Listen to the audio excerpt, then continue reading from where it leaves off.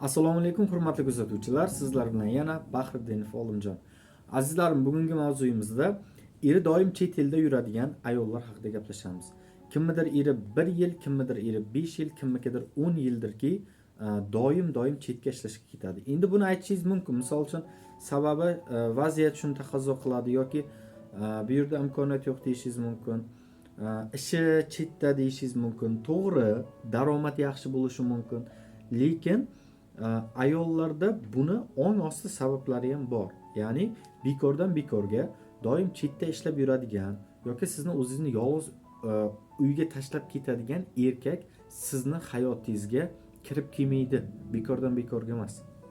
Ba'zi ayollarda bo'ladiki, misol uchun men erimni kelishini xohlayman, erim kelsa baxtli bo'laman, erim doim yonimda bo'lishini xohlayman deydi. Bu narsadan noliydi, shikoyat qiladida, lekin ong osti darajasida erini yonida bo'lishini istamaydi. Bunga har xil sabablar bo'lishi mumkin. Ong ostida masalan, erim yonimda bo'lsa erkinligim bo'g'iladi degan fikr bo'lishi mumkin.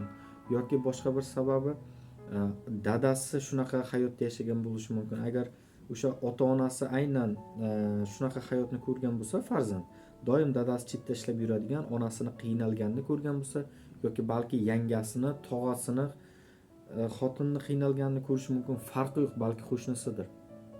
Ayol kishi agar yo bolaligidan o'sha vaziyatni ko'rib katta bo'lgan bo'lsa, ong osti nima degan xulosa chiqaradi. Ha, demak, oila shunaqa ekan. Ya'ni erkak doim chetda bo'lar ekan, chetda yashar ekan, ayoldan uzoqda yashar ekan degan xulosani chiqaradi va hayotiga aynan yoki shunaqa erkaklarni tortib keladi yoki doim erini o'zidan uzoqlashtirishga sababchi bo'ladi bu holatlar. Endi agar ayol kishi eriga qayting yonimizga, shu yerda ishlang, o'sha uyga qayting desa ham qaytmayotgan bo'lsa, endi bu boshqa masala.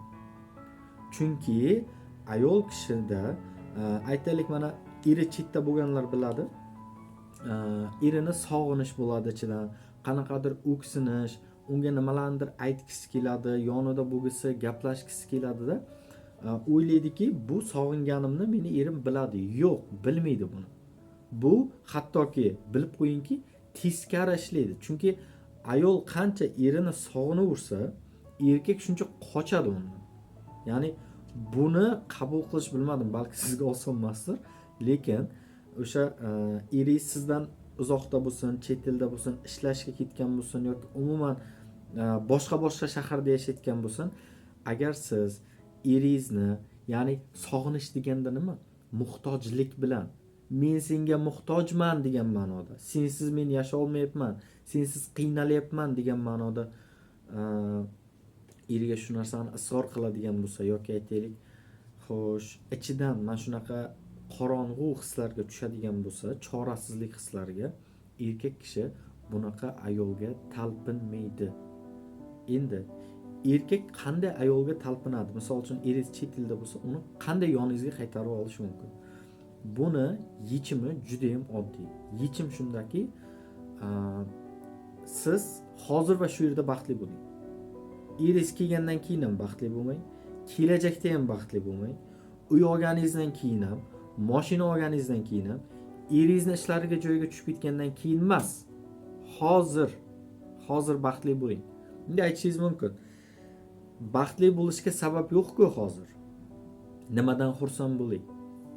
Nimadan xursand bo'lasiz? Gulni hidlab xursand bo'ling, masalan. O'zingizni borligingiz uchun xursand bo'ling. O'zingizni yaxshi ko'ring. Chunki eri chet elda bo'lgan ayollar bilan gaplashganimda o'sha oynaga qaraydida yuzi ko'zidan nur ketishni boshlaydi ularda. Ya'ni o'ziga umuman qaramaydi, o'zini unutib yuboradi. Faqat bolalarim uchun yashayapman deydi. Eri bilan munosabati ham yuzaki bo'lib qoladi. Chunki o'sha misol uchun 1 yilda 1 marta yoki 2 yilda 1 marta, 1 oy, 2 oy turib ketadigan erkak, to'g'ri, u oilasi uchun harakat qilyapti. Oilasini nima deydi, o'sha qanaqadir ta'minlash uchun, oilasini kelajagi uchun qilyapti. Lekin ayolning qalbi buni tushunmaydi. ayolni qalbi buni tushunadimi? Yo'q, tushunmaydi. Siz aqlan tushunasiz buni. Ha, biz uchun harakat qilyapti, nimalardir qilyapti desiz, lekin qalbingiz nima deydi? Menga nima deydi? Sen, misol uchun, seni orzu havasing uchun harakat qilsa, menga nima deydi? Ya'ni qalb ichidan ana shunaqa so'zlarni aytadi. Siz buni eshitmaysiz, lekin his qilasiz mana shu hissiyotni. Tushunyapsizmi?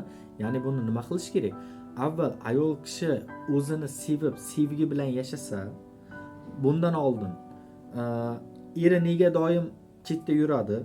Agar kelmaydigan bo'lsa yoniga, nega yoniga kelmayapti? Ya'ni ayol nega uni o'zidan itaryapti? Xo'sh, nima uchun shunaqa erkakni hayotiga tortib keldi? Nega hozir u mana shu hissiyotlarni his qilyapti? Hammasini tahlil qilib, sabablarini topib olib tashlangandan keyin, ya'ni ong ostiga anglatib berilsa, o'sha tushgan bloklar, ya'ni ssenariy borda, o'sha ssenariyni o'zgartirish kerak.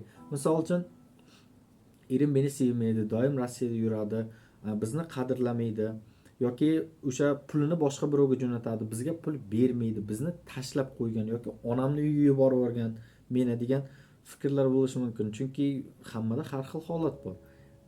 O'sha narsalarni olib tashlab ong ostidan ssenariylarni o'zgartirib, undan keyin qalbdan chiqadigan sevgini ochsa, ya'ni qalbdan chiqadigan sevgi nima?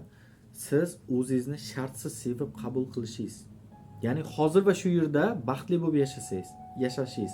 Misol uchun, ensangiz qotishi mumkin-da, jonga tegdi shular ham. Nima ekan endi bu shartsiz sevgi? Hammasi o'zini shartsiz sevdi. Shartsiz sevgi inson o'zini sevadigan narsa emas, bu qabul qilishdan bo'ladi. Inson o'zini sevib, sevgi berib yaxshi ko'rmaydi. Bu qalbdan chiqadi.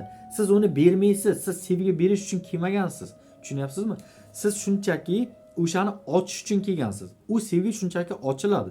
Siz uni shunchaki eslaysiz.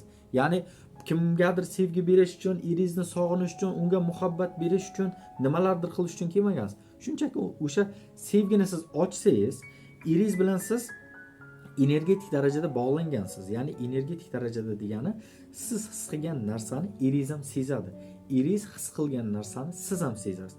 O'ylashingiz mumkin, erim meni sog'inyaptimi-ekan? Erim meni o'zi yaxshi ko'rarmikan? Men haqimda o'ylayaptimi-ekan? Nimaga bo'lmasa kelgisi kelmaydi? Nimaga telefon qilmaydi? Nimaga pul bermaydi? Nimaga yaxshi gapirmaydi? Faqat bolalar haqida gapiradi. Mana shu narsalarni siz o'ylayversangiz, eringiz sizdan uzoqlashadi. Tushunyapsizmi? Chunki siz o'zingizni unutib, mehr tilanyapsiz, muhtojsiz siz. Endi ikkinchi tomoni, agar siz o'zingizni shartsiz sevsangiz, eringizni ham, boshqa birovni ham sevgisiga вообще muhtoj bo'lmasangiz, shartsiz qabul qilsangiz o'zingizni, eringiz sizga tortiladi. Telefon qilgisi keladi, siz bilan gaplashgisi keladi, tez ishlarimni bitirib boray deydi, sog'ingisi keladi. Qachonki mana bu yerdagi sevgi ochilgandan keyin, sevgi qachon ochiladi? Bu yerdagi bloklarni, noto'g'ri e'tiqodlarni, noto'g'ri yozilgan kodlarni hammasini olib tashlagandan keyin. Chunki bizga bolaligimizdan, men aniq aytaman, ayollarga ham, erkaklarga ham shunaqa noto'g'ri kodlar yozib tashlangan. Noto'g'ri kodlar. Masalan, doim siz eri uzoqda yuradigan ayollarni ko'rib achingan bo'lsangiz, yoki bu onangiz bo'lishi mumkin, onangizni ko'rib achingan bo'lsangiz, ong ostiga nima degan kod yoziladi? Hayot shundan iborat ekan. Hayot shunaqa ekan. Ya'ni bitta mana shunaqa variant bor. Demak, meni ham hayotim shunaqa bo'ladi. Chunki biz atrofimizdan kopyalab o'zimizga, hayotimizga, o'sha ichimizga olamizda, o'sha narsalarni yaratamizda. Xo'sh, demak, ayollar, tanlov albatta o'z qo'lingizda. Bu yoqda sevimli, qadrli bo'lib yashamoqchi bo'lsangiz, sevgini hech kimdan qidirmang. Sevgi sizni ichingizda. Faqat o'sha qalbingizni, ong ostingizni tozalab turib, o'sha narsani ochish kerak. Ana shu narsa ochilgandan keyin albatta siz sevimli va qadrli ayolga aylanasiz. Sizlar bilan ong osti bilan ishlovchi mutaxassis Bahriddinov Olimjon bo'ldi. Salomat bo'ling azizlar.